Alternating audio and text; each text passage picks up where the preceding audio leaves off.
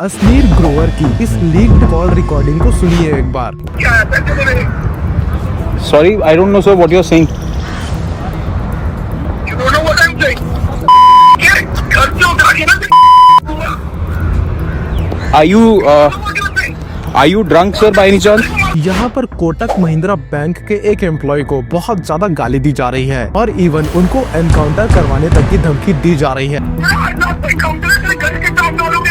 इस धमकी के पीछे की स्टोरी ये है कि असनीर ग्रोवर को नायका के आईपीओ के शेयर खरीदने थे और इस पर्टिकुलर चीज के लिए वो कोटक महिंद्रा बैंक से 500 करोड़ का एक लोन लेना चाहते थे और इसकी सारी फॉर्मेलिटी भी पूरी हो गई थी, लेकिन एकदम लास्ट मोमेंट पर कोटक ने इस लोन को कैंसिल कर दिया और असनीर ग्रोवर को करोड़ों रुपयों का नुकसान हो गया, जिसके बाद उन्होंने कॉल में गालियां दी और कोटक को लीगल नोटिस भी भेज दिया। लेकिन सवाल यहाँ पर यह आता है कि इतने बड़े मिलियनर होने के बावजूद भी असनीर ग्रोवर को किसी बैंक से लोन लेने की क्या जरूरत पड़ी। दरअसल यहाँ पर असनीर ग्रोवर और भी ज्यादा पैसे कमाने और अमीर बनने की प्लानिंग कर रहे थे और फाइनेंसिंग में से लेवरेजिंग उठा रहे थे और फाइनेंसिंग में इसे लेवरेजिंग कहा जाता है। जहाँ पर अगर नायका के शेयर्स की वैल्यू अपने खरीदे हुए प्राइस से % भी बढ़ जाती है तो उनको लोन की वजह से 1% 5 करोड़ का प्रॉफिट उन्हें मिल जाता। और इस पर्टिकुलर कॉन्सेप्ट को हम आगे डिटेल में समझने वाले हैं। अब हम में से बहुत सारे लोग ये सोच रहे होंगे कि लोन लेना तो एक बैड आइडिया है और भला लोन लेकर कोई पैसे आखिर कैसे कमा सकता है, लेकिन हम में से बहुत सारे लोग ये नहीं जानते कि हमारी दुनिया में बहुत सारे रिचेस्ट लोग अमीर बनने के लिए सबसे ज्यादा लोन लेने का इस्तेमाल किया करते हैं। लेकिन हमारे लिए यहाँ पर ये भी जानना बहुत जरूरी है कि ज्यादातर इंडियंस लोन लेने से आखिर डरते क्यों हैं और वो क्या रीजंस हैं जिनकी वजह से एक मिडिल क्लास आदमी लोन को नेगेटिवली देखा है। इसे समझने के लिए इस डेटा को देखिए। यहाँ पर पर्सनल लोन सबसे ज्यादा पॉपुलर है, इसी के साथ मैक्सिमम इंडियंस व्हीकल लोन्स और क्रेडिट कार्ड लोन भी ले रहे हैं और ये सारे के सारे लोन बैड डेप्ट के कैटेगरी में आते हैं। मतलब कि ये सारे लोन्स लेकर हम लायबिलिटीज में इन्वेस्ट कर रहे हैं और इसकी वजह से हमारी कोई भी इनकम जनरेट होती ही नहीं, उल्टा हमें हमारे जेब से at the end of the day पैसे खर्च करने पड़ते हैं। फॉर एग्जाम्पल, एक रिसेंट स्टडी के अकॉर्डिंग आज हर 5 में से एक इंडियन अपने ट्रैवल के बिल को पे करने के लिए पर्सनल लोन ले रहा है। 10% इंडियंस तो अपनी EMI और क्रेडिट कार्ड के ड्यूज भरने के लिए लोन ले रहे हैं। वहीं पर अमीर लोग लोन लेके अपने लिए कोई बंगलो या फिर कार नहीं खरीदे, बल्कि इन्हीं सब लोन्स से वो एसेट्स खरीदा करते हैं, जिससे वो और भी ज्यादा अमीर बन जाते हैं। फॉर एग्जाम्पल, लोन में पैसे लेकर वो उन पैसों को रियल एस्टेट में, स्टॉक्स में या फिर बिजनेस में इन्वेस्ट कर देते हैं, जिसकी वजह से उनको अपने लोन्स की EMI से ज्यादा रिटर्न्स मिला करते हैं। इनफैक्ट कई सारे वेल्थी इंसान आज काफी सारे लोन्स लेकर ही बहुत ज्यादा वेल्थी बन चुके हैं और ये मेरा नहीं, क्रेडिक्स के फाउंडर कुणाल शाह का मानना है। लेकिन दिक्कत यहाँ पर यह है कि ये सारे के सारे लोन गुड डेप्ट के हाथों में आ जाते हैं, इसे एसेट्स में या उन बिजनेसेस को एक्सपेंड करने में यूज किया जाता है ताकि वो लोग हजारों और करोड़ों रुपए के प्रॉफिट कमा सके। लेकिन दिक्कत यहाँ पे आती है कि हम लोग ये सोचते हैं कि हम जैसे लोगों को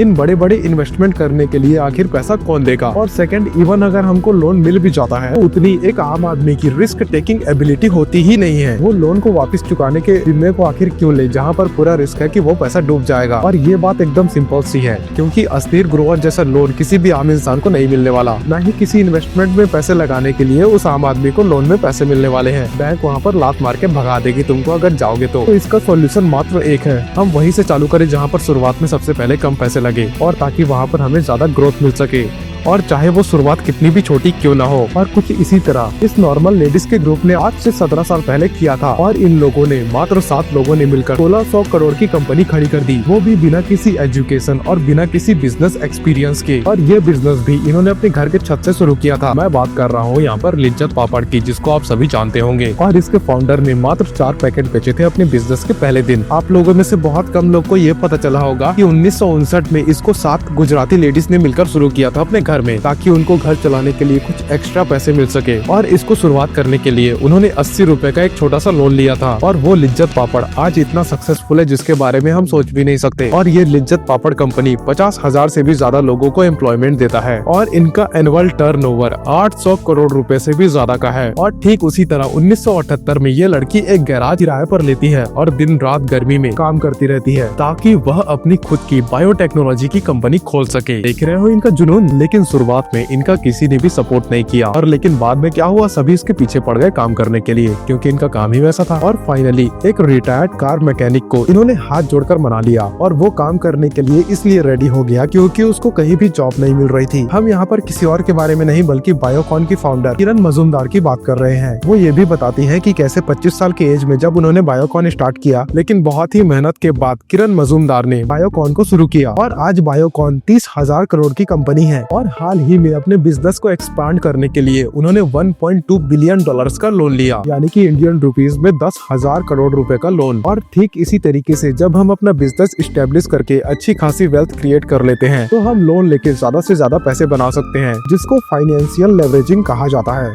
और इस फाइनेंशियल लेवरेजिंग को आसान भाषा में हम एक एग्जांपल के तौर पर समझते हैं। मान लो आपके पास 2 लाख रुपए हैं और आपको किसी एक पर्टिकुलर बिजनेस में 20% की ग्रोथ अपॉर्चुनिटी दिखाई दे रही है। और अगर हम 2 लाख रुपए इस पर्टिकुलर बिजनेस में लगाते हैं तो उसका 20% हुआ 40,000 रुपए और इतना हमें रिटर्न मिलेगा। लेकिन वहीं पर अगर हम 8% का इंटरेस्ट रेट पर 18 लाख का लोन लेते हैं और इसमें अपने 2 लाख को ऐड करके उसी सेम बिजनेस में अगर इन्वेस्ट कर देते हैं तो हमें 20% ऑफ 20 लाख यानी कि 4 लाख का रिटर्न मिलेगा। और इस 18 लाख के लोन में हमें 1,44,000 रुपीज का इंटरेस्ट पे करना पड़ेगा, यानी कि एक्स्ट्रा लोन पे करने के बावजूद भी हमें 2 से 2.5 लाख रुपए का एक्स्ट्रा प्रॉफिट हो रहा है। और इसी को अंग्रेजी में फाइनेंशियल लेवरेजिंग कहा जाता है। बेसिकली यहाँ पर हमने अपने कैपिटल को मैक्सिमाइज करने के लिए लोन का सहारा लिया ताकि एक बड़ा अमाउंट हम इन्वेस्ट कर सके और इसमें हमें ज्यादा से ज्यादा रिटर्न मिल सके। लेकिन इसमें रिस्क भी बहुत ज्यादा होता है। अब हम 4 ऐसे तरीके देखते हैं जिसमें अमीर लोग पैसों को और भी ज्यादा लेवरेज करके और भी ज्यादा अमीर बन जाते हैं। Method number 1, investing in commercial properties, जिसमें हम लोग रेंटल इनकम अर्न कर सकते हैं। इसकी भी एक बहुत इंटरेस्टिंग स्टोरी है। इमेजिन कीजिए एक इंसान है जिसकी 5,000 रुपए सैलरी है और वो एक छोटी सी दुकान में हेल्पर का काम किया करता है और वो इस पर्टिकुलर मेथड को यूज करता है। तो उसको आज कितना रेंट मिलता होगा? 50,000 रुपए, 1 लाख रुपए? नहीं, 2021 में इनको 769 करोड़ का रेंट मिला। इनफैक्ट इनको पर मंथ 4 करोड़ रुपए का रेंट मिलता था। इनका नाम है विजय अग्रवाल, जो कि सतपाल ग्रुप नामक एक रियल एस्टेट कंपनी के मैनेजिंग डायरेक्टर है और इनकी खुद की नेटवर्थ 4,000 करोड़ से भी ज्यादा की है। और अगर हमें भी लोन लेकर ज्यादा से ज्यादा प्रॉफिट या फिर रेंटल इनकम कमानी है तो हम उन प्रॉपर्टीज को खरीद सकते हैं जो कि अपनी एक्चुअल वैल्यू से काफी कम प्राइस में बिक रही है। और इसको करने का तरीका गैरी केलर ने अपनी book Millionaire real estate investor में दिया हुआ है। उन्होंने ये बताया है कि कई सारी properties family dispute, family emergencies, loan problem, इन सभी के चलते काफी ज्यादा डिस्काउंटेड प्राइस में बिक जाती है और हम लोगों को ऐसे ही प्रॉपर्टीज को ढूंढना है। फॉर एग्जांपल, आज गोवा की जो प्रॉपर्टीज प्राइस की ग्रोथ है और रेंटल हिल की वो बहुत ही ज्यादा है। और अगर हम इस वेबसाइट पर जाएं तो हमें यहाँ पर गोवा की वो सारी की सारी प्रॉपर्टीज दिख जाएंगी और इनके ओनर्स लोन को रीपे नहीं कर पा रहे हैं। बैंक्स इन सारी की सारी प्रॉपर्टीज को काफी सस्ते प्राइसेस में ऑक्शन कर रही है। जैसे कि फॉर एग्जांपल यहाँ पर गोवा के पोर्च एरिया के 2 घर मात्र 70 लाख में ऑक्शन में बिक रहे हैं, जो कि इसकी रियल मार्केट वैल्यू से काफी ज्यादा कम है। और चलो मान लो यहाँ पर कि 10 लाख का डाउन पेमेंट करके हम 70 लाख का लोन ले लेते हैं और उस प्रॉपर्टी को खरीद लेते हैं। उसके बाद उसको रेनोवेट भी करते हैं तो इसकी वैल्यू एटलीस्ट 20 से 30 लाख रुपए ज्यादा की हो जाएगी और हम इससे हर महीने अपने लोन की EMI से भी ज्यादा रेंटल इनकम अर्न कर सकते हैं। और इसके साथ ही घर का प्राइस 5 या 6 साल में बढ़ जाता है या फिर डबल के आसपास अगर हो जाता है तो ये पूरा का पूरा लोन एक गुड डेप्ट कहलाएगा, ना कि बैड डेप्ट। देखो, रियल एस्टेट में अपॉर्चुनिटीज इतनी ज्यादा है कि बिलियनर्स भी इसमें लोन लेकर अपना पैसा इन्वेस्ट करते हैं और इससे प्रॉफिट कमाते हैं। जैसे कि फॉर एग्जांपल एलॉन मस्क ने बीते कुछ सालों में कैलिफोर्निया में 7 से भी ज्यादा प्रॉपर्टीज ली है और इन सभी प्रॉपर्टीज को खरीदने के लिए उन्होंने बैंक से लोन लिया और हाल ही में उन्होंने इन सभी की सभी प्रॉपर्टीज को सेल कर दिया, जिसमें उनको $25 मिलियन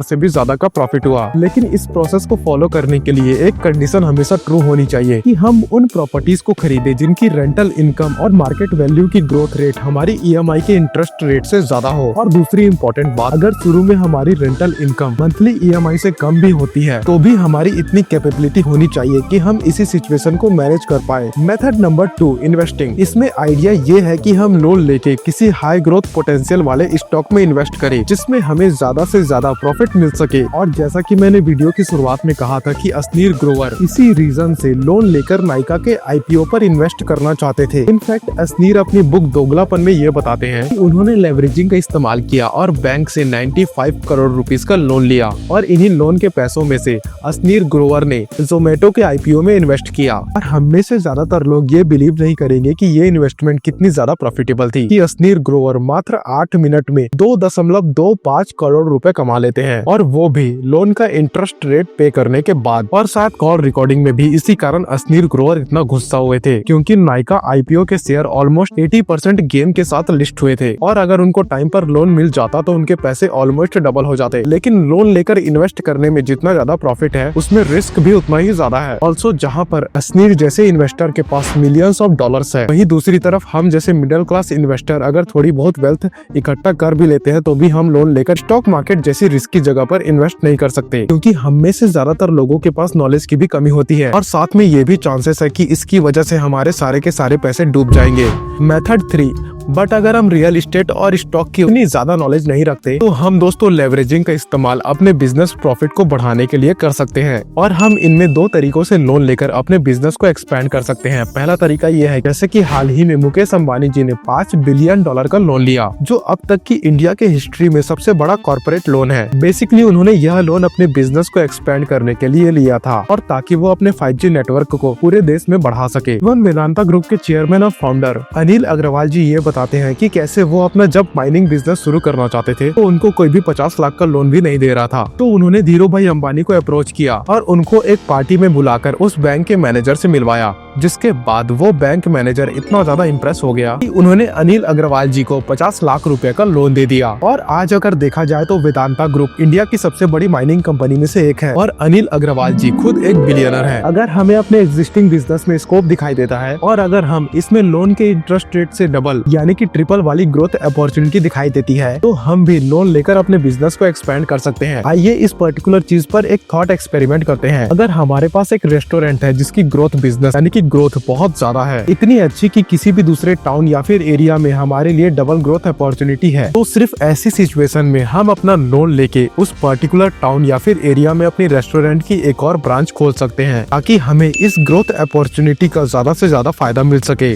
सेकेंड, एक बार हमारे एक पर्टिकुलर बिजनेस वेल एस्टेब्लिश्ड और सक्सेसफुल हो जाते हैं तो हम लोन लेकर के किसी दूसरे बिजनेस में भी पैसे इन्वेस्ट कर सकते हैं, या फिर उन्हें पूरी तरीके से बाय आउट भी कर सकते हैं, और इस प्रोसेस को लेवरेज्ड बाय आउट कहा जाता है। कई बिलियनर्स इसे यूज करके दूसरे प्रॉफिटेबल कंपनीज को एक्वायर कर लेते हैं। फॉर एग्जाम्पल, जब गौतम अडानी जी को सीमेंट इंडस्ट्री में ग्रोथ दिखाई दी तो उन्होंने कुछ अपना बिजनेस नहीं खोला, बल्कि उन्होंने एसीसी या फिर अंबुजा सीमेंट को एक्वायर करने का फैसला लिया, और इस चीज के लिए उन्होंने 32,000 करोड़ का लोन लिया। और जो स्मॉल बिजनेस ओनर जो इतना बड़ा लोन नहीं ले सकता, पर वो इस मेथड को समझ सकते हैं, और शायद कभी सही टाइम आने पर छोटे स्केल में हम अपने इस आइडिया को इस्तेमाल कर सकते हैं। Method number 4, loan and taxes. अमीर लोग लोन लेने का इस्तेमाल सिर्फ पैसे बनाने के लिए नहीं बल्कि टैक्स बचाने के लिए भी किया करते हैं। फॉर एग्जाम्पल, दुनिया के सबसे रिचेस्ट लोगों में से एलॉन मस्क ऑलमोस्ट ना के बराबर टैक्स भरते थे, इसीलिए एलॉन मस्क अपने कंपनी से कोई भी सैलरी नहीं लेते। इसके बदले वो अपनी कंपनी के स्टॉक को ही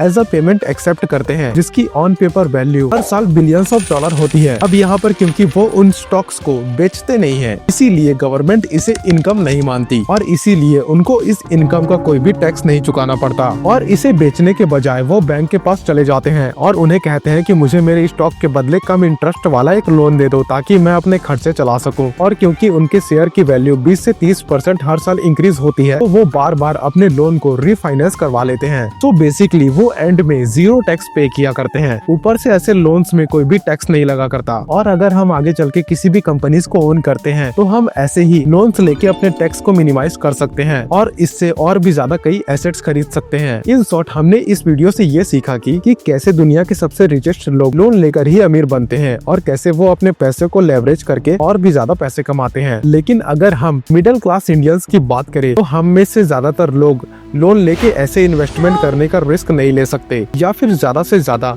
हम ये सब लोन लेकर के यानी कि इन लोन्स का इस्तेमाल करके एक खुद का बिजनेस इस्टेब्लिश कर सकते हैं, या फिर हम इन लोन्स की मदद से छोटे मोटे रेंटल या फिर कमर्शियल प्रॉपर्टीज ले सकते हैं। इससे ज्यादा रिस्क लेने के लिए सबसे बड़ी प्रॉब्लम हमारे पास ये है कि हमारे पास उतनी नॉलेज नहीं है, और हाँ, हमारे अंदर रिस्क कैपेबिलिटी भी नहीं है। तो मेरा मतलब तो यही है कि हमें सबसे पहले खुद को एजुकेट करना चाहिए इस पर्टिकुलर मामले में, और बाद में थोड़े बहुत पैसे इन्वेस्ट करके अपने अपने कम पैसों में मिस्टेक्स कर लेने चाहिए ताकि बड़ा रिस्क लेके बड़ा धमाका हम ना करें। फाइनली सबसे इम्पोर्टेंट बात, लेवरेजिंग बहुत ही इम्पोर्टेंट कॉन्सेप्ट है, लेकिन ये एक धमाके की तरह भी है जो सिर्फ हमारे ऊपर चल सकता है। फाइनली मुझे लगता है कि ये वीडियो आपको जरूर पसंद आई होगी, तो इस वीडियो को लाइक करें और इस वीडियो को अपने फैमिली ग्रुप में यानी व्हाट्सएप में जरूर शेयर कीजिएगा ताकि और भी लोग इन सभी चीजों की जानकारी ले सके यानी कि लेवरेजिंग की। धन्यवाद।